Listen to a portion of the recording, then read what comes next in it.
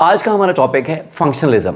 नाम से ही पता चल रहा है कि ये ऐसा स्कूल ऑफ साइकोलॉजी है जो फंक्शंस, जो मेंटल प्रोसेसेस क्यों कैसे होते हैं उसके फंक्शंस के ऊपर फोकस कर रहा है। एग्जैक्टली इसकी जो डेफिनेशन है वो यही है।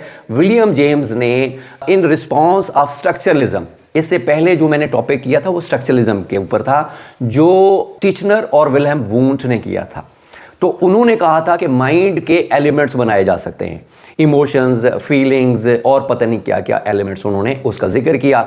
उसके रिस्पॉन्स में अमेरिकन जो साइकोलॉजिस्ट थे वो बहुत ज़्यादा गर्म हो गए और उन्होंने कहा कि जी ये क्या एलिमेंट्स, तो ये माइंड जो है ना, वो जो मेंटल लाइफ है, ये तो मुसलसल तसलसल के साथ और एक प्रोसेस का नाम है, इसके अंदर आप इसके हिस्से कैसे कर सकते हैं।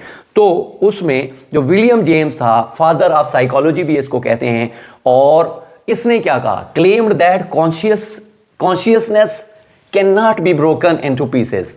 स्ट्रक्चरलिस्ट की तरह इसको एलिमेंट्स के अंदर, पीसेस के अंदर तकसीम नहीं किया जा सकता। ये एक कंपैक्ट एक प्रोसेस का नाम है। इसको कॉन्शियसनेस को मेंटल लाइफ के तौर पर आप लें कि ये एक जीता जागता एक प्रोसेस है और उसके आप हिस्से नहीं कर सकते। इसके पार्ट्स, कोई फिजिकल पार्ट्स तो नहीं कर सकते, ये तो नाम ही प्रोसेस का है। ही focused on functions and purpose of mind and behaviour, कि माइंड और बिहेवियर हम क्यों कैसे कब करते हैं, उसकी वजूहात क्या हैं। हम मेंटल प्रोसेस के फंक्शंस को देखें, उसकी कारकर्दगी को देखें, उसके प्रोसेसेस को देखें, ना कि हम उसका हिस्से करना शुरू कर दें, उसके एलिमेंट्स ढूंढना शुरू कर दें। तो ये उसका मेन दावा था।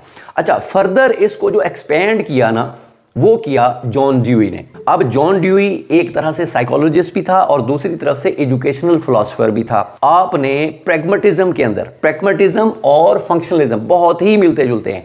आप कह सकते हैं कि ये स्कूल ऑफ साइकोलॉजी है और प्रैग्मेटिज्म स्कूल ऑफ फिलॉसफी है, तो ये दोनों एक दूसरे के साथ कनेक्टेड हैं। अच्छा जी, अब जॉन ड्यूई ने काम किया, उसने प्रैग्मेटिज्म की तरफ काम किया कि वो चीज़ें करवाई जाएं जो बच्चे इंटरेक्ट करें इन्वायरमेंट के साथ और उनके लिए यूजफुल हों। मेंटल प्रोसेसेस को वो बेहतर करना चाहता था। इसके अलावा कौन कौन से थे, जेम्स रोलैंड एंजल, उसके बाद हार्वे कार, ये सारे यूएस से ताल्लुक़ रखते थे जिसने इस स्कूल ऑफ थॉट को प्रमोट किया।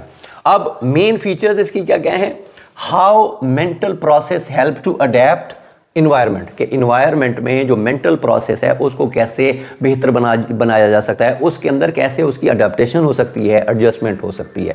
इसके ऊपर हमने काम करना है। साइकोलॉजिस्ट को इसके ऊपर सोचना चाहिए, ना कि वो हिस्से करने बैठ जाए दिमाग के। रियल लाइफ एप्लीकेशन, यानी रियल लाइफ के अंदर मेंटल को, माइंड को कैसे बेहतर करना है, उसकी परफॉर्मेंस को कैसे मज़ीद बेहतर करना है, तो ये उसका काम था। Why and how are behaviour work, ये वाई और हाउ हमारा बिहेवियर क्यों, कौन कौन से स्टिमुलेंट हैं जिससे इसकी कारकर्दगी बेहतर होती है, तो उसकी तलाश करनी चाहिए। ये फंक्शनलिस्ट के मेन फीचर्स थे।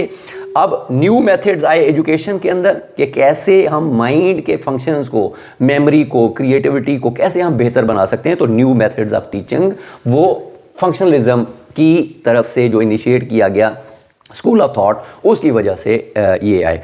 एंड उसके बाद क्या है, it laid foundations of behaviourism and pragmatism.